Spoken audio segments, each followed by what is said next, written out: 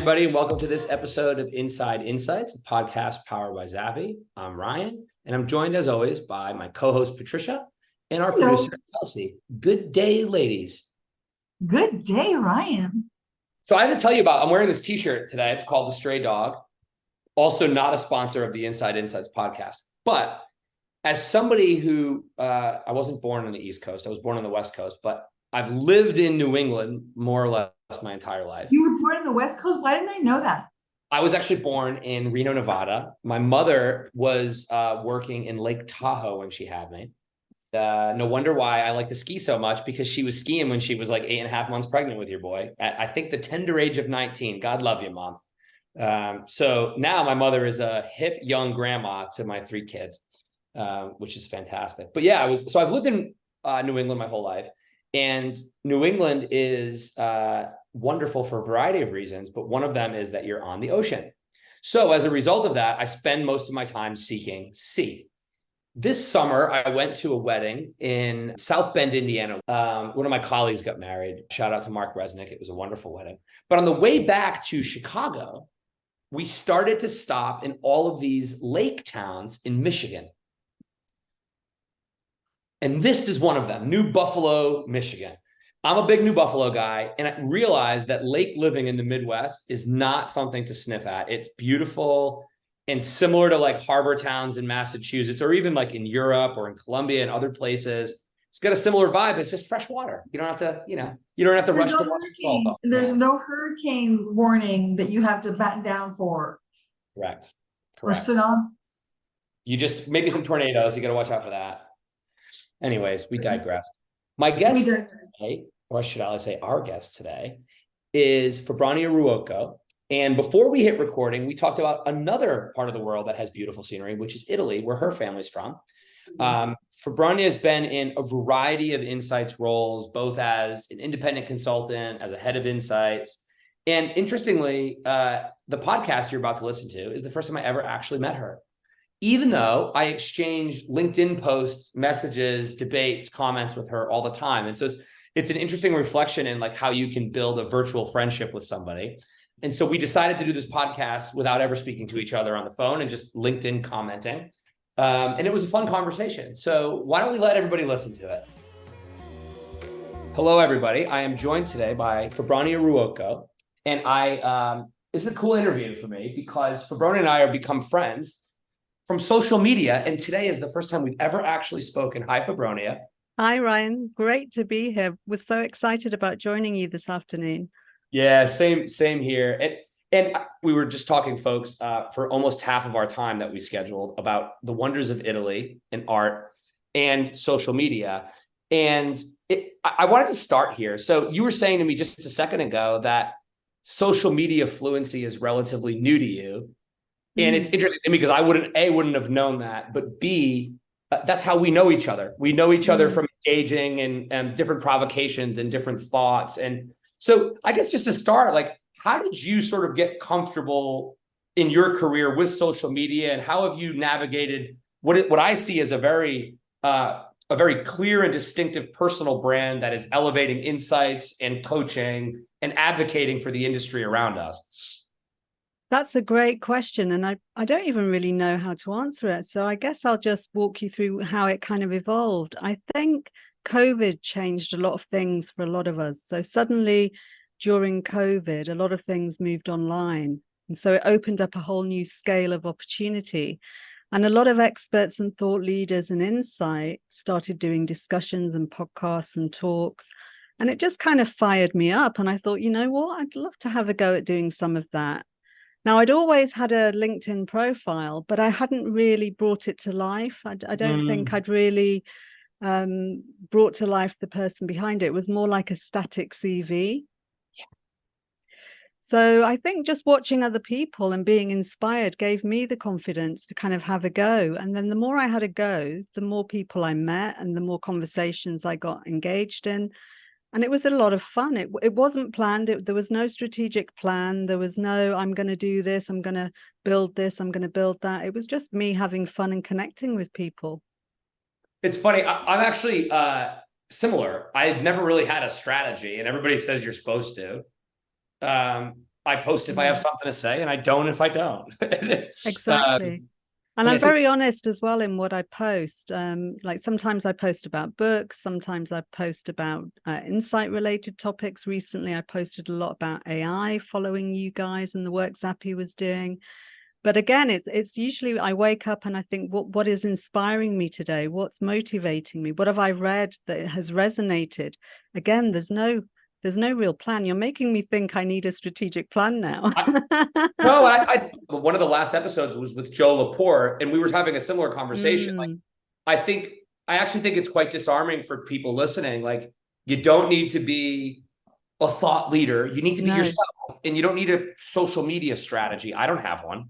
I mean, but to be fair, it looks like you would, right? Like you do a great job of canvassing all the various podcasts and big announcements in the industry and offering your perspective. And I imagine a lot of people with particularly a corporate insights background felt like I had a woman, actually our co-host, Patricia, she said to me when she used to work at companies like Coke or Colgate, she'd be scared to post because it looked inside of those businesses in the early days of, say, LinkedIn, that posting there looked like you were looking for a job. And so it was almost like a subtly frowned upon dynamic, whereas I think that's kind of really changed now. I think there's also there's a group of people that I follow and I'm connected with that have done lovely branding and got lovely coordinated photography that they launch with all their posts, and it's very slick. So there are people who are taking it pretty seriously and using it to market their business or their brand, and that's lovely.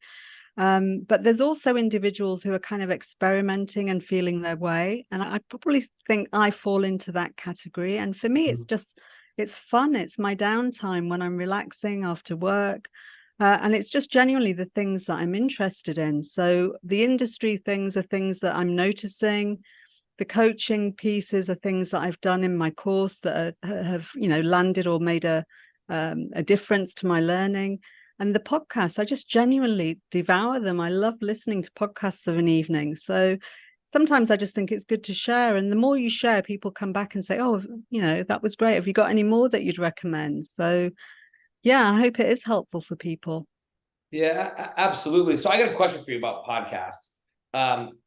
You listen to them in the evening? Both. I'm an early riser. So I wake up probably about 5:30, 6 a.m. So I kind of listen while I'm making coffee, listen to a podcast. And then usually when I'm winding down in the evening, like to listen to one or two. So I think it's probably relatively well known at this point, if you listen to the show, that I might host a podcast, but I'm not a big listener of podcasts. And I'm trying to change that because I've had the times I've listened to podcasts, I've had life-changing insights. Crazy story. Oh, wow. From the time I was 18 years old till my mid-30s, I never exercised. That's not good as a father of 3 children with a stressful life. And I listened to a podcast in May of 2020, randomly, because again, it's not habitual for me. And I heard this person say, yeah, all I do is I get my heart rate up for 20 minutes a day. And for whatever reason, when something happens and it just cuts all the way through, I was like, wait, I can do that. And ever since, I've just worked out every day and my body is like more healthy than it was. And then I was listening to a podcast, Joe Laporte, who was another guest of mine's podcast, with this gentleman named Lars, who's an innovator. And I got insights that I brought to work the very next day. So all this to say, I'm also on a journey to try to find a space in my life to listen to podcasts. So your post will be helpful for me. One thing that I'm quite ruthless about, and I have become more so in the last few years, is about how I use my time. So I used to watch a lot more TV than I do now, just, casual stuff, the news, movies, whatever. But now I'm a lot more choiceful. And I think I actually prefer reading a book, listening to a podcast where I feel a sense of learning and growth. I still watch TV, don't get me wrong, but I think I've limited the kind of activities that don't have any kind of productivity, though you do need to decompress and you do need to watch and entertainment and just, relax as well. So I do that, but not in the quantities that I did before. Yeah, it resonates with me. Full disclosure, I am one of the billion people who's currently watching Suits on Netflix. And I'm enjoying it. Time is the one thing that is a truly finite resource. And it's usually the thing that controls us. And so how we spend it is actually what matters. So being intentional about time is, I want to talk to you about coaching in a second, but people are not, by and large, in control of their time. And so it's funny, you said social media, you didn't have all these intentions and strategies. No. You choose to listen to podcasts and spend time there. And so as a result, you show up authentic. I'm not staging anything. I'm just being myself. Yeah, exactly. And since I started doing that, people connect with you, and your followers increase organically, because you're not staging something. You're just being true to your own values and purpose. Yeah, that's it. And I think everybody's great at something. And so if you find that in life, you're in a beautiful place. So Febronia, you have an interesting professional profile to me, because you're an insights person, but you also do executive coaching. So I want to talk to you about coaching for a minute. And the reason I talk about coaching is it's a passion point of mine. And I believe anybody who's in a people manager role should be spending more time coaching than managing. That's how you get the best out of people. But give me a little bit of context of like your philosophy of coaching and some of the techniques you use to help people do their best work and to get the most out of their life. I think with me, again, it started in COVID with my niece and nephew starting university. So I did probably a little bit of mentoring with them, and they were the ones who turned around. It was my niece especially who said, have you thought about doing coaching?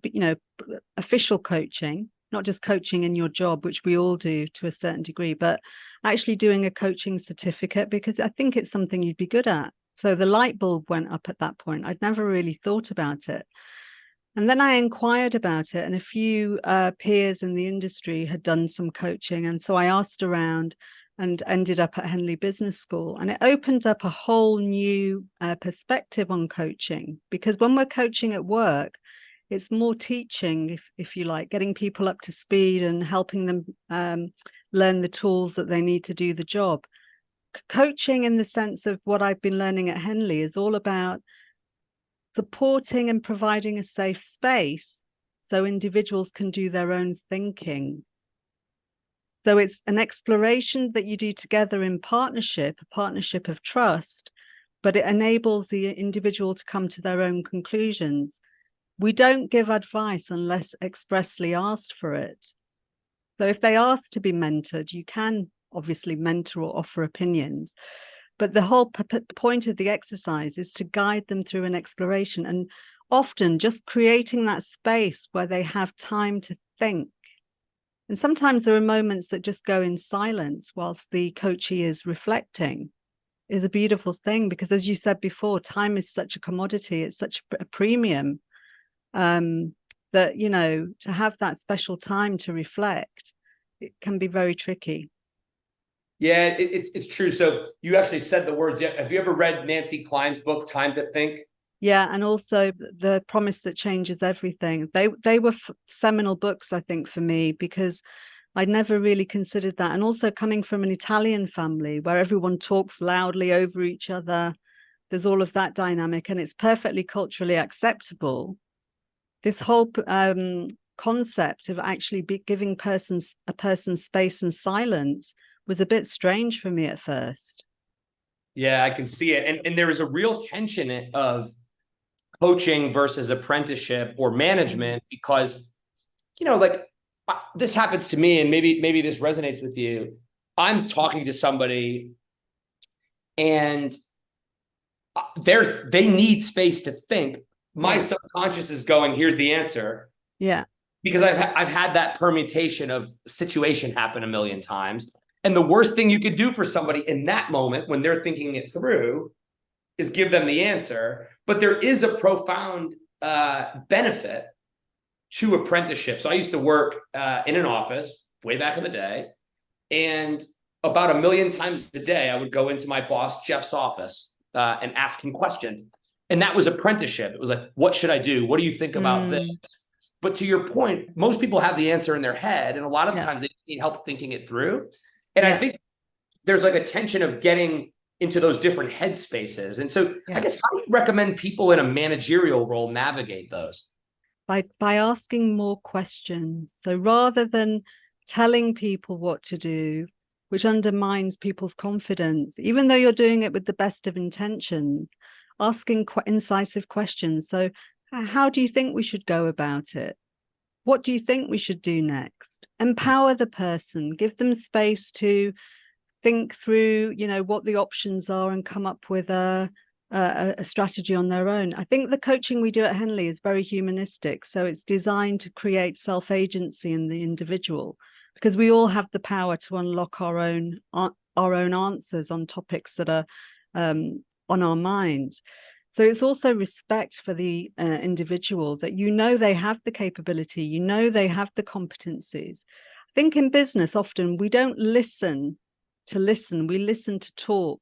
We're already preparing our next reel as the person is still talking. And in coaching, you learn to be in the moment. You learn to be really present. And do you know the book by Eckhart Tolle, The Power of Now? No. That talks a lot about being in the present moment and the strength and energy and resilience you can build from tapping into that. So just focusing on that individual. What are they saying? What are you noticing? When a person speaks, it's not just verbal. There's a lot of non-verbal cues, facial expressions, looking away, sighing. Sometimes they might sit up straight or slouch back. There's lots of cues that give you an indication to the emotions that they may be consciously or subconsciously experiencing. And that's the power of coaching. You kind of tap into that and explore further.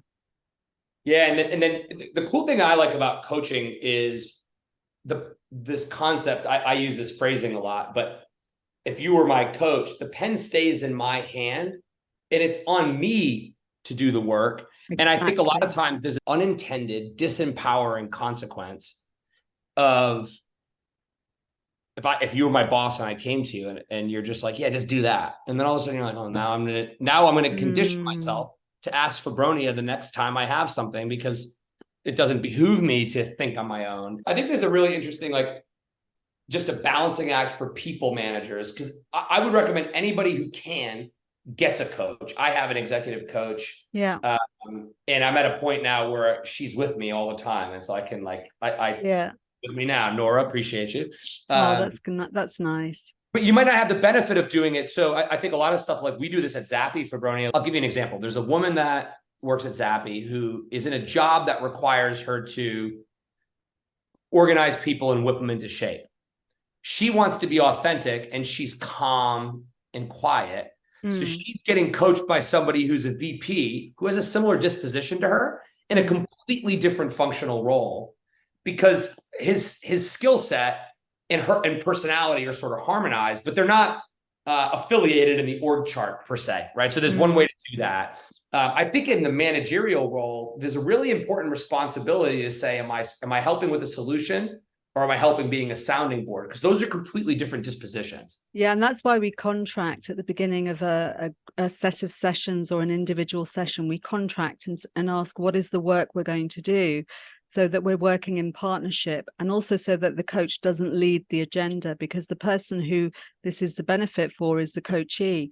Coaching is not about your performance as a coach. It's about being in service to the other individual, whether it's just supporting them by listening, by providing questions that help them explore and navigate the topic, by helping them figure out an action plan, whatever the work is that you're doing for that hour that you've contracted to do, you're in service to them. It's not about you. It's not about your profile. It's not about your performance. It's not the Febronia show.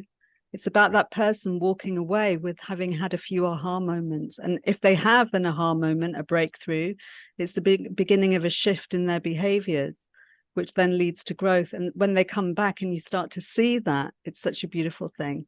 It is. It really is. When you see the penny drop in someone, I always see it, I've seen this in a few people, and it's one of the more motivating things as a leader, when someone sees a problem and they're intrinsically obsessed with it and they're thinking about it and the penny drops.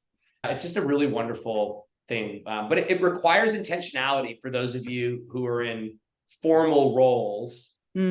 and your company might not be affording you the opportunity to bring in a coach for one of your employees, or for somebody who's maybe working their way through their career and your boss maybe isn't natural at it, I would encourage you to contract. I think for Febronia, what you said really resonates with me. Contracting is something we don't do nearly enough in settings within business. And it's how you can really understand each other. Like, okay, what are we actually do? Like even in ways of working, if I think about insights, you know, I work with a number of different leaders. They all have different styles. So I contract. How would you like us to work together? Because some have more of a style where they want to take a bit more of a leading interest in insights. Others are happy for you to take the bulk of the organizational aspect. But everyone is different and has maybe different needs and different expectations of what they need to deliver in their roles. So contracting and just being clear, again, it builds that trust and partnership. And that's where the magic happens, because then when you have that trust, you know, you often get asked, well, you know, I'm not going to be in tomorrow. Can you do that presentation? Can you lead this? And you end up as an insider working more in the marketing strategy sphere of things and not just being a data analyzer, if you like. Yeah, which is important. So I think people take away, have the awkward, vulnerable contracting discussion, because then the unlock deal.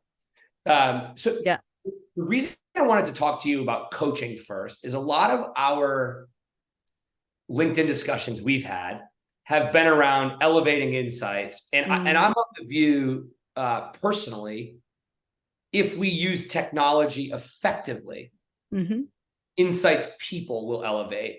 And I think the nub of the debate that we will have, and I will say it now and we can have our debate. I don't think companies, and I'm calling on all of you clients, I don't think enough enablement and development of talent is happening, which is why we started with coaching, to let people effectively use all these toys that are being thrown at them to do the strategic work.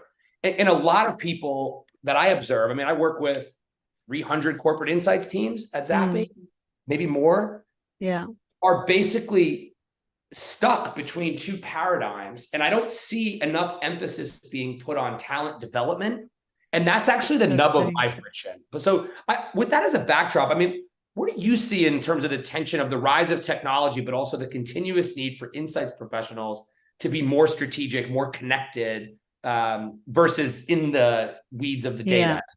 I think our banter started off when you were posting about the disruption that AI was going to bring, because, you know, Zappy, you guys are well known for your disruptive approach, and it's a fantastic approach in the industry.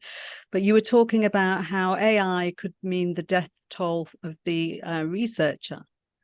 I think there are bigger issues even before you get to AI, in that company cultures are still basically dictating the profile of insight. So 100%. So you have some industries where insight is more autonomous, is seen as an autonomous support to the marketing function. You have others where insight is still part of the marketing function. You have cultures where insight is seen as an executional team. We ask, you deliver. And you have teams and corporations where insight is setting the strategic plan and agenda. Now, I've been fortunate. A lot of my roles have been in the more strategic field, and I've worked with senior stakeholders. So that's why my banter back to you was, but that's not how I see it, because my experience has been different. But that's not to say what is really happening out there is still that the profile of insights is still struggling to get through. And AI is causing more complexity, because you can't take the lead with it if you haven't established your own function yet, your own gravitas. They're not going to let you play with the toys if you're not delivering as an insight team that is supposed to affect the growth agenda. So there's a cultural job to be done before we can start getting jiggy with the tech. So we actually don't have much banter. I couldn't agree with everything you just said. It's the nub of what pisses me off. You know, when I joined Steve in 2014 to build Zappy, I thought to myself, if you can commoditize quant, you'll elevate the insights profile so that they're not doing testing all day. They're sitting above data. And still to this day, 9 years later, the cultural problem is the biggest blocker of evolution, because it's not sit above the data. It's, oh yeah, we can be more reactive because we can get an answer tomorrow. And that's not the point. You're supposed to be learning, not reacting. But the problem, Ryan, I think also comes in that we're in a cost of living crisis. Yes. The high inflation rate has affected company structures. And what happens? Insight research gets seen as a bit of a luxury, and it gets cut. And the marketeers are then expected to do their own insights. I mean, marketeers on the whole are pretty research savvy. They're pretty good at analyzing their own data as part of their own understanding of the marketing mix. But to add the whole insight piece onto what they have to do already is too much. They can't then give it the focus that it needs. So we go through, we kind of surge through these cycles of resource cut, resource cut, resource cut. So the graph is never a clear trajectory of developing that insight profile. You're always starting again because you're going through another, we had 5 people in the team, we now only have 2. Then you go back to 5, you start again, then the cuts come in again. So until we get a consistent commitment to resourcing the insight team, it's going to be very difficult for those teams to really build that profile. Now, there are some organizations that do it well, but they are committed because they see the benefit of investing in the insight function. But cost of living crises don't help. And, everybody would love to be working more with the automated tools, but that also takes time at the beginning for you to get up to speed on what they can do. And there's so many apps and things now that that requires resource. So yeah, I don't know what the answer is, but I think the whole culture piece is still significant. And then again, adding to that, I think there are individuals in our industry who are more MRX focused, who are more about the market research. They're more operational. They enjoy doing the delivery of the projects and going out and researching the consumers. And that's all well and good. But those individuals are not going to raise an insight profile in a big team, say in a big pharmaceutical company where you've got some really savvy and at times, can appear quite difficult stakeholders. So it's also, you need the right personalities to do the right jobs in the insights and MRX field. There's a lot in what you just said to unpack. So I'm going to go in order. The first thing is these swings. You could call them centralized, decentralized, big team, small team. But I would also add one thing, continuity. I mean, every 8 months, there's a new head of insights with a new regime. And so how the hell do you establish something if the company keeps changing? I don't understand it. I mean, we're victimized of this in our business. I see it all the time. Someone comes in with bullish intentions. Yeah. And then there are other issues like if the previous team hasn't set up a knowledge management base, there's data that's not been put into a repository that everyone can use. So, even before you get to AI and synergizing and holistically analyzing and interpreting data, you need to have all the data sitting in one place that you can get it.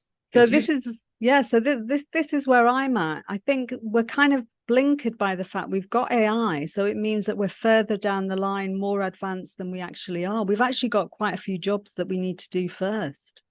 No, so this is actually the nub of my problem. So the MRX persona that you're talking about was a much more relevant job, I think, 10 years ago than it will be in 10 years. And I've done it myself in my agency days, where that was my role, to construct the surveys, to deliver to the clients, to meet the client objectives, and to analyze the data and do the presentation. And I enjoyed it. And that was the role I did for a number of years. But it's very different to the role that I'm doing now, which is dealing with senior stakeholders who are having to deliver to the leadership team and make big commercial decisions, which, have implications of millions of investment. Yeah, that's right. That's right. Well, the reason why the provocation of will AI kill the researcher is the relevance factor. And I sit here and go, oh my gosh, how many departments are even remotely in a place where they can capitalize on this opportunity?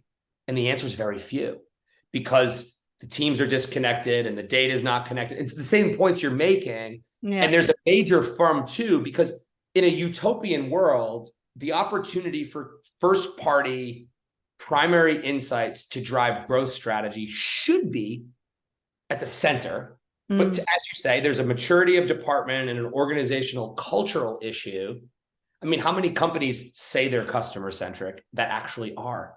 But I think, your provocation and disruption about, will AI be the end of the researcher? The researcher themselves will be their own end if they don't get it together. Amen. And I don't say that in a mean way or being disrespectful to my peers, but we have to drive that agenda. We have to take the bull by the horns and say, look, I'm operating in this kind of culture. These are my limitations. Where can I add value and convince the stakeholders that a shift in perception and a shift in the way we work would actually benefit investment and returns? So we need to drive that change. We need to lead, not just take the activation piece and be executional. We need to stop and think and say, look, how can I make a difference in this business? I love the interview you did with Oksana. Oh, she's doing some incredible work. She was doing absolutely incredible work. And the way that she also resourced, I think she allocated, and correct me if I'm wrong, resource to specific priorities only. So she had a clear view of what the key priorities were that would deliver to the Clorox company in terms of commercial profit. And that's where they put the main part of the resource from the insight team, because she doesn't have a finite team. But things like that really show how we can make a difference and change the way we're perceived in that organization. And I love, so we'll just talk about both you and her for a sec. Classically trained researcher, agency background, now at the catalyst of transformation. Every one of you that's been promoted into a director or head of insights role that's more of a technical researcher, you have it in you to transform, because there's evidence of others around. A lot of people will celebrate a dear friend of mine, Steph Gans for Pepsi, who's famously not a researcher and has done wonders for that insights function. But it doesn't have to be that. And I think you're right. We have to get out of our own way. If we get all of our data connected and we used all these toys smart, driving strategy. And that's what motivates me. And that's why a lot of my provocation comes from. Yeah, and I can see you're getting really excited, and I am too, because also these tools offer one thing that the organizations want: pace. Yeah. They want pace and they want scale. They want to be able to achieve scale at pace. So what a great opportunity. So if we get our acts together, there's going to be more opportunities to then tap into these fantastic tools. But, if we're still being, the research-driven insight team, it's not going to happen, is it? No, it isn't. And that's the thing. Like, I still see, this is kind of a relatively sad observation. So I did a bunch of IDIs and market immersion recently, like this summer. With the exception of every insights department in the world buying agile, and buying agile and being agile are not the same thing. Very little changed, I think, in terms of the disposition. And I think we need to elevate ourselves and not buy agile, but actually change our relationship with people, process, and technology holistically. Absolutely. And you do a lot of work in innovation. So I'm guessing you're familiar with the concept of sprints that started in the tech world. Yes. I've worked with sprints in my time at GSK, and that's a very different way of working, because you have to be agile enough to pivot on a daily basis, if not numerous times in the same day, because you're reacting to the needs of the business and the key stakeholders.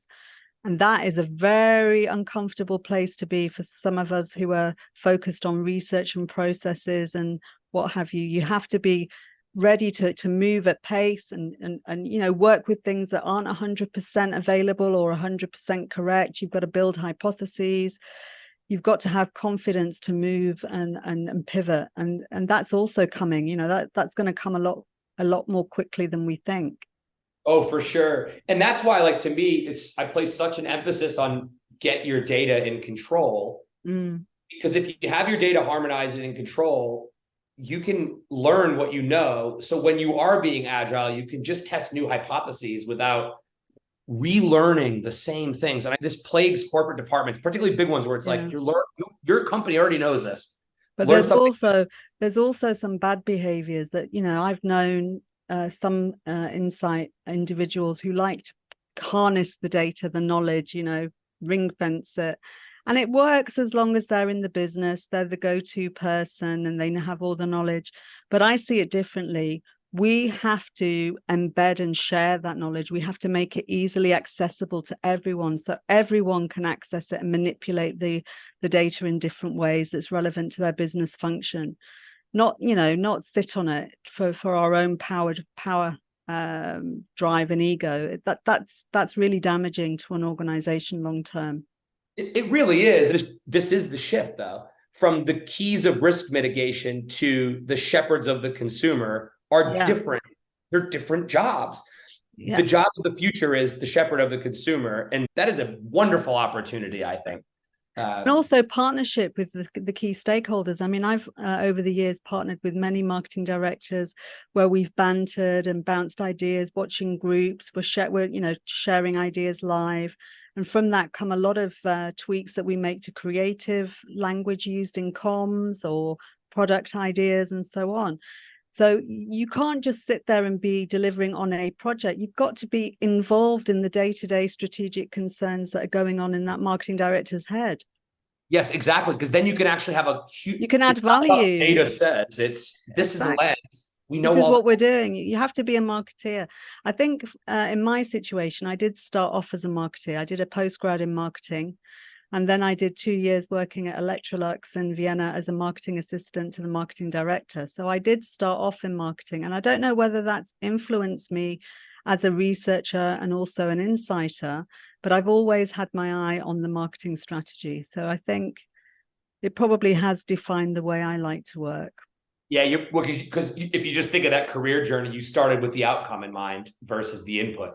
And I think the years that I spent agency side really taught me a whole raft of great technical skills across qual quant, but also great managing upward skills, presenting to clients, being accountable for that delivery, building the business, on the agency side, the business development piece. So again, there were all great lessons that contributed to the whole furthering of the career down the line. Absolutely. Well, Febronia, this has been fun. Everybody, the opportunity is yours to seize it. Follow us both on LinkedIn because we're going to keep debating and pushing all. But thank you so much for taking the time. I had a wonderful time speaking to you. Thank you. The pleasure's been all mine. It's been wonderful. Thank you, Ryan. Thanks, everybody. We'll see you next time. So, Patricia, I hear you have 2 takeaways. I have 2 huge takeaways that I really resonated with me, and one recommendation. The recommendation, I'll do it first. I loved the way you and Febronia, and I hope I'm saying that right, were like building your relationship and your friendship live on air. In front of all the listeners. In front of all of us listeners. It was fantastic. And my recommendation is don't be afraid of social. Don't be afraid of LinkedIn. You don't have to have, you heard them both. You don't have to have this thought out strategy of thinking and what am I going to say? And who am I? No, just who are you? If you want to have a social presence, that's the first decision. Just kind of the next question to ask yourself is what moves me? What interests me? And what do I want to share with others? Right? Make sure it's fun. Make sure you're genuine. Make sure you're authentic. And don't set up a stage or something weird. Just be yourself and share it. I think that's a great call out. So I really liked how you guys were doing that. Right. Yeah, and I think your takeaway is important, right? Because there's so much toxicity on social media in general. I'm talking like Instagram and Twitter. I know they've renamed to X, but fucking X. Are you kidding me? People don't seem to be willing to debate anymore or share different points of view. And I think your point of showing up and keeping it real is important, but also like, it's okay to have a dialogue with somebody, because if you don't agree with somebody or something makes you feel defensive, there's actually learning on the other side of that if you open your damn ears up. So I think that's a really positive message. I appreciate it. I really like that one. Now, the 2 huge ones, it's all about, you talked about coaching, and I really like that. She fell into coaching. It was suggested to her by her family member because she was doing it naturally for her nieces and nephews. And then she did the thing that you should do first. Oh, I like that idea. I'm doing this naturally. But she didn't just jump into it. She thought, let me get educated.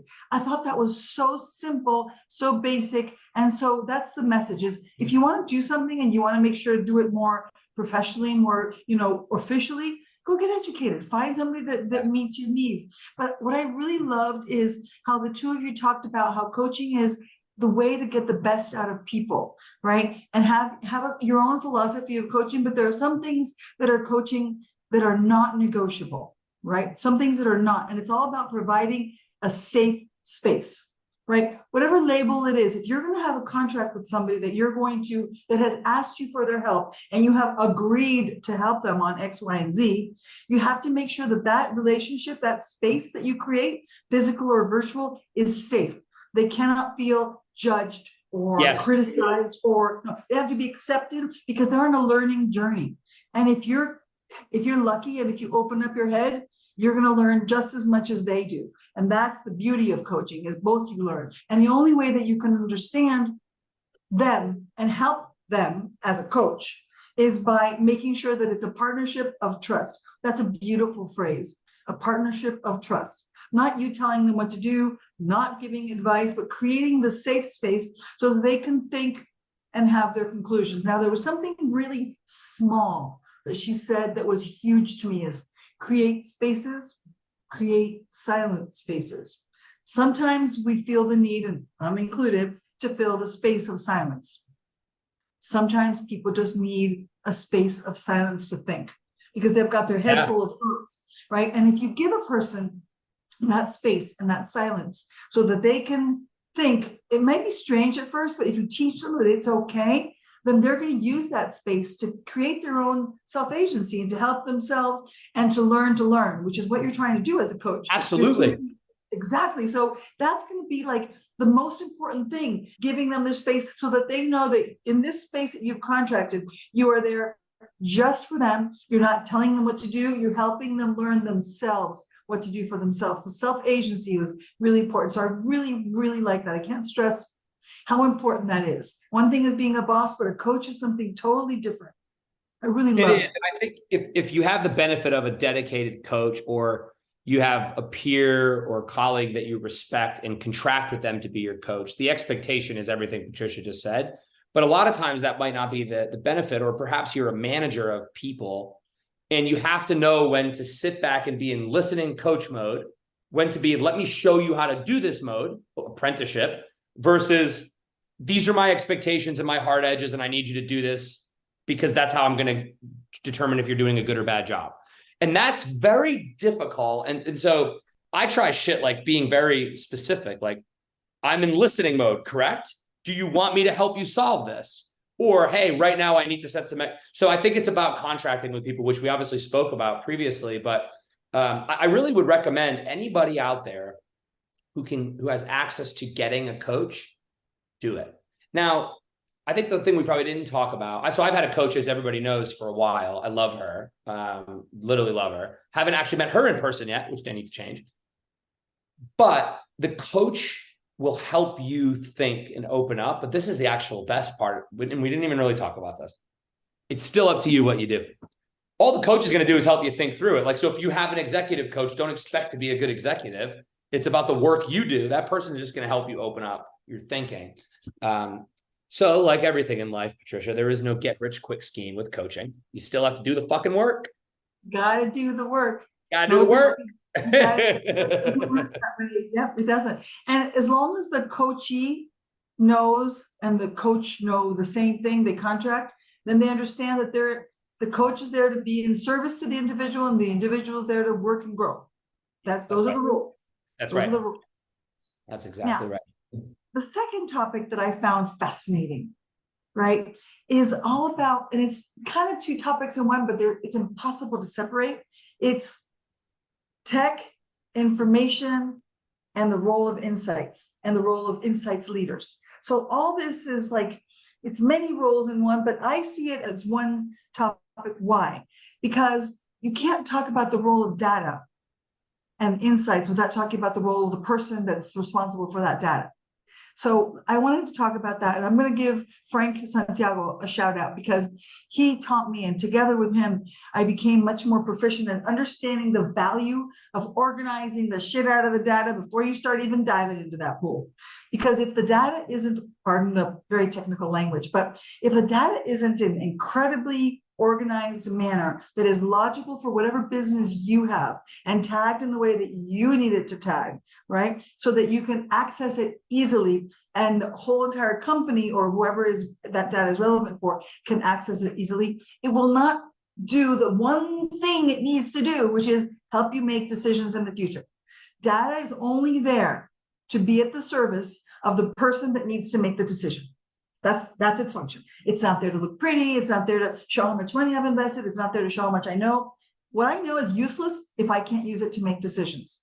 And so organizing the data first is very, very important. And it's for me, and I'll be honest with all of you, this is very relevant to me, and my bias is that I'm doing this right now in my company.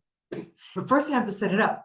And the role, you guys both talked about, the data could be the death of the researcher because marketing people are pretty savvy, but marketing people have another primary job. Maybe their secondary job is data, but their primary job is marketing. In the same way that an insights person, their primary job is analyzing, understanding, and creating the insight so that decisions can be made, and they're part marketer as well. So it's a yin and yang situation that they need each other, right? But what we want to understand is that similar to what we were talking about, humans being humans always, even if the world changes, at the end of the day, no matter what the world we have looks like, no matter if we have one study a year versus 1,000 studies a year, right? You know what I mean? We have to make sure that's organized. So whoever is working on it, they're all looking at the same data. It has to be there to make decisions. And the researcher has to be somebody to help with the business, right? Not taking orders, not establishing, checklists, but they have to be the person who adds value. They have to be the person that constructs. Yeah, maybe they construct the survey or maybe they don't, but they're dealing with senior stakeholders. So they have to be adding value, not be executional, and they have to drive change, which makes a difference in the business. The data is there at the service of the people who need it. And the insights people are the bridge to take that data and to make it come to life so that we understand the markets, the products, and the consumers. See how it's impossible to separate. Yeah, it really is. And this is why I'm just like calling to arms everybody to pause and elevate, because the world's going to pass us by. I mean, I'm starting to get increasingly frustrated with insights leaders who are just delegating this change. So the fact that you're, as a chief growth officer, driving this, I respect it, because you're supposed to be responsible for the systems, and then everybody's just managing up all day. But like, actually, what are you architecting? What are your teams going to work on? How is your data going to get smarter? How are you going to, speaking of coaching, elevate your people? So yeah, it's funny because there is a difference between asynchronous social communication and a podcast. We thought we misunderstood or disagreed with each other. We don't. I think the cultural point she makes is what's holding a lot of companies back, not even necessarily the desire. Exactly. It's how to make it happen. People want things and they don't know how to make it happen, which is my main business goal. My main personal goal here is I spoke to everybody when I first came and I realized they all want the same thing that my boss wants. And now I have to make it happen. But how to make it happen? I've asked that question so many times and I get silence. Everybody. And that's that. And that is that. I'm not going to tell you who our next episode yet is because we haven't decided which one we're going to air next. So you'll just have to wait and see. But we got a lot of heat coming up this season. Kelsey, thank you. Patricia, it's good to see you, bud. Happy fall, everybody, wherever you are in the world. Thank you. I'm not here for pumpkin spice lattes and flannel shirts. I'm actually wishing it was still summer, people, because summer's awesome. Okay? Everybody have a wonderful day. Bye, guys.